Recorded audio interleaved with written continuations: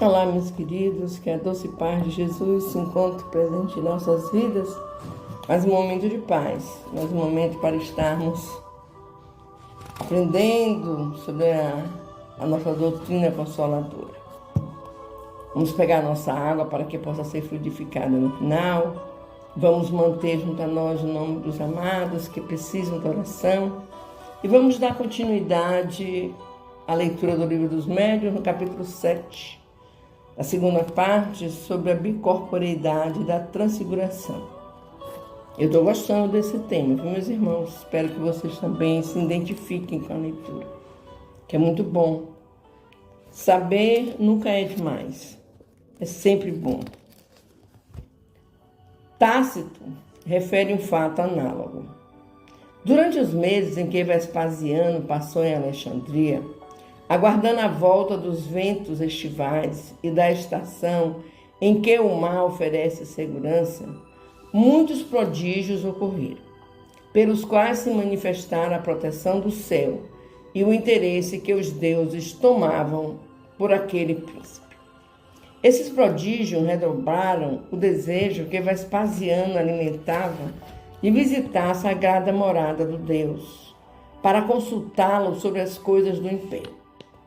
Ordenou que o templo se conservasse fechado para quem quer que fosse e, tendo nele entrado, estava todo atento ao que ia dizer o oráculo, quando percebeu por detrás de si um dos mais eminentes egípcios, chamado Basilide, que ele sabia estar doente em lugar distante, muitos dias de Alexandria. Inquiriu do sacerdote se Basilide viera naquele dia no templo.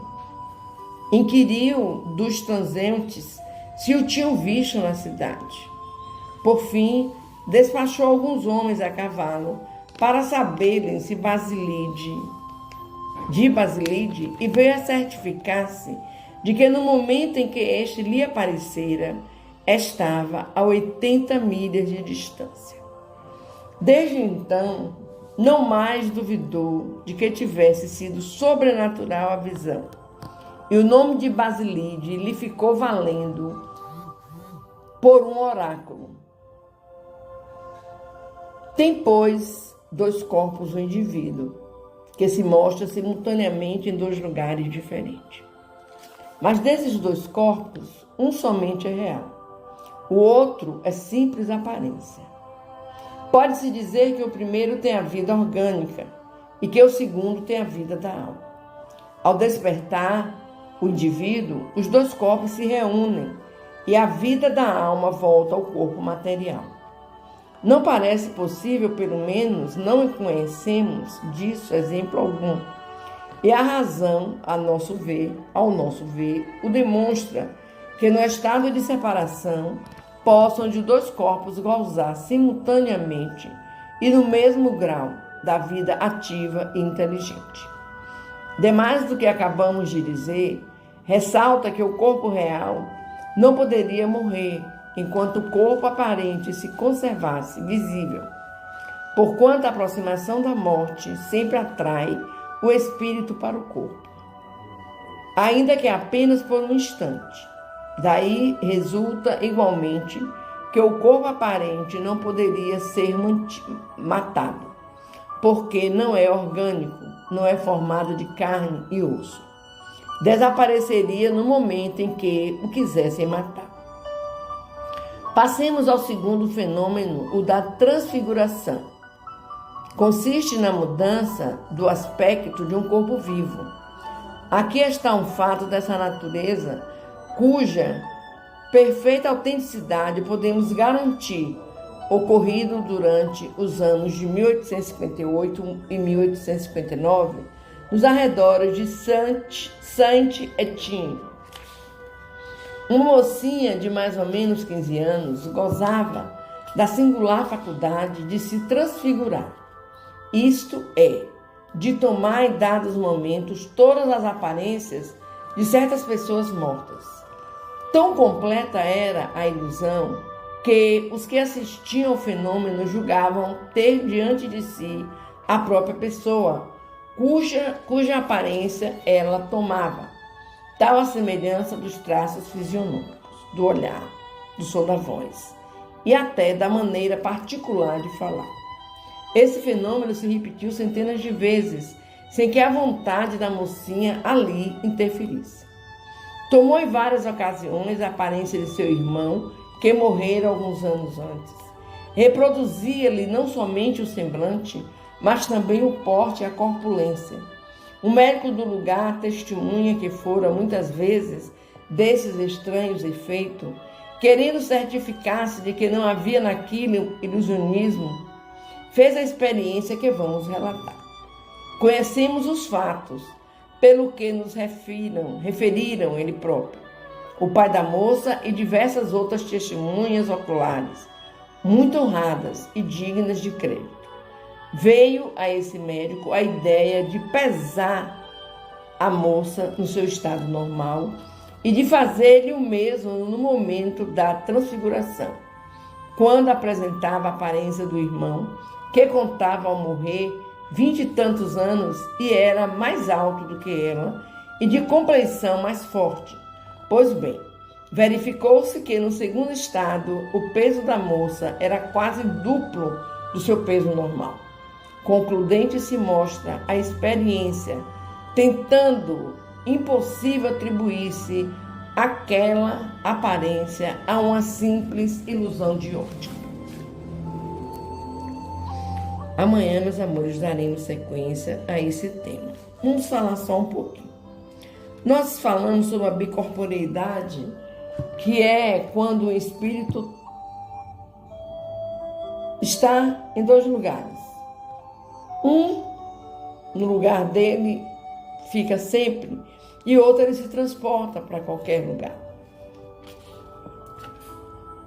E isso já deixa muitos atônitos.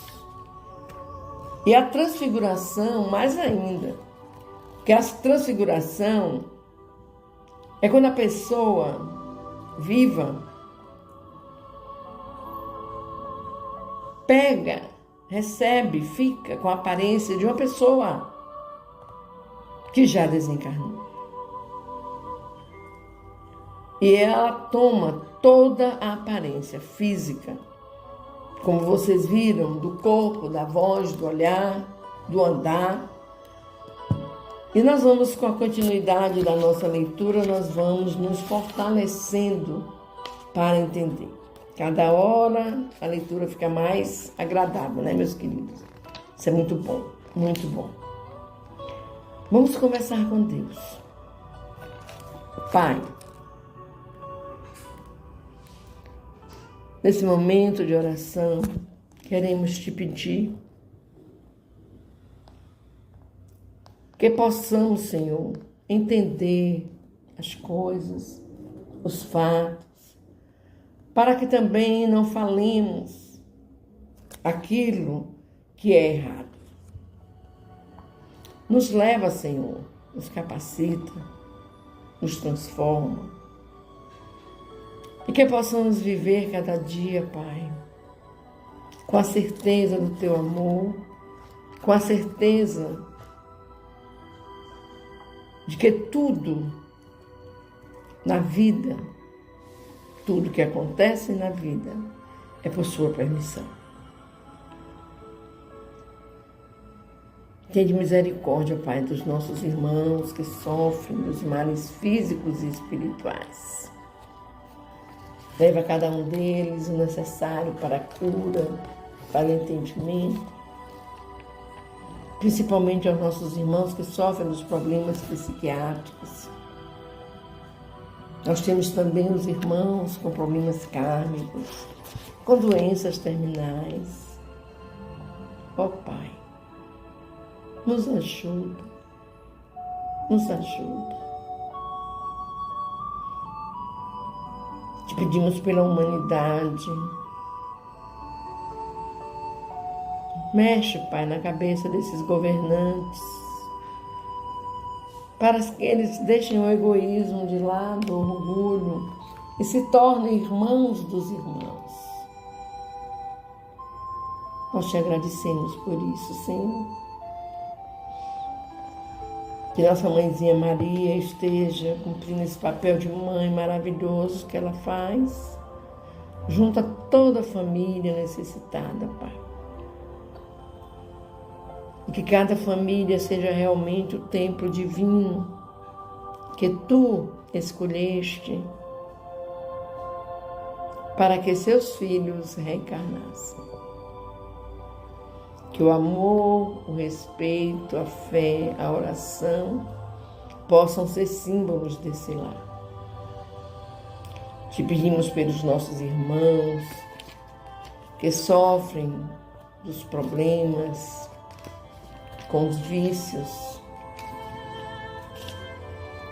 que eles possam, Pai querido, se transportarem de uma forma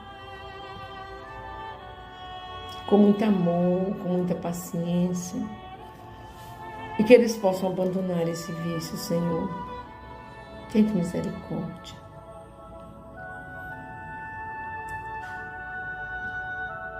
Que assim seja, meu Deus, que assim seja. Vamos fechar os nossos olhos? Vamos lembrar da figura de Jesus e vamos sentir a presença do nosso meio mestre ao nosso lado, nos abraçando, nos consolando. Ele faz isso sempre. Pedindo à espiritualidade amiga que venha colocar em nossas águas o remédio necessário para a nossa cura física e espiritual.